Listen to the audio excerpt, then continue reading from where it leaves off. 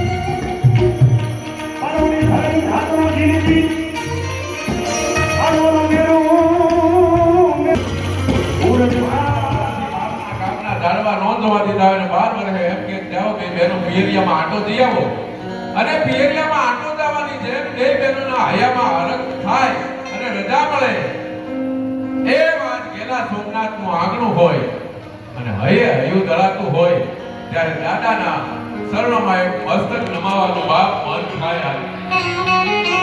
ગમે ના જાઓ પણ તમે આ પંચાળની ધરતીમાં આ દેવભૂમિમાં જ્યારે આ ગેલા સોમનાથ દાદાના શરણોમાં આવી જાઓ અને પછી તમારો પગે લાગી જાઓ તો તમારો વાળ વાંકો થાય તો વિજયદાન ગઢવી ડાયરા મૂકી દે.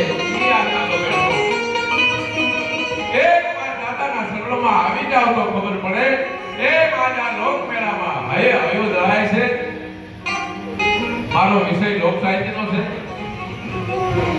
ધરા પરને કદી હુકમ ફરતો નહીં કાન સુલતાનની જ્ઞાન ભરતી ફળફળી ઉઠે જા નિરખના ફેફડા દેશ મોગલ ઘાટ કેમ તેમ રામેશ્વરે દક્ષિણમાં ઝપટ કરી તેમ અસુના સવાર થઈ હાથ તલવાર લઈ અને કાઠીએ કાઠિયા વાળ કીધો નહીં કાઠીએ કાઠિયા વાળ કીધો. આ કાઠિયા વાળની ધરતી કીધા પછી લોક સાહિત્યને લઈને ઝવેરચંદ મેઘાણી આવ્યા.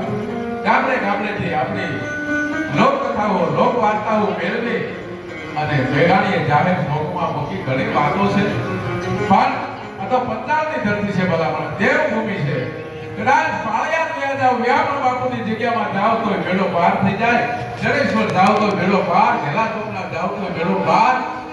એક એક જગ્યામાં જાવ ને કદાચ સોનગઢ વ્યા જાવ તોય ભલે, પણ એક એક જગ્યા છે દેવભૂમિ જગ્યા છે પંચાળની. આ પંચાળની ધરતીની ઘણી વાતો પડી છે. અહીંયા સૌરાષ્ટ્રની રસદાર વાતો તો પાને પાને આ પંચાળનો ઉલ્લેખ લખવામાં આવ્યો છે. વિનાતેની વાત લઈ લો. 600 વર્ષ પહેલા જ્યારે આ ધરતી ઉપર આવ્યા છે એનો પણ ઉલ્લેખ ઝવેરચંદ મેઘાણીએ કર્યો છે. અમારા કવિઓએ ઘણો ઉલ્લેખ કર્યો છે.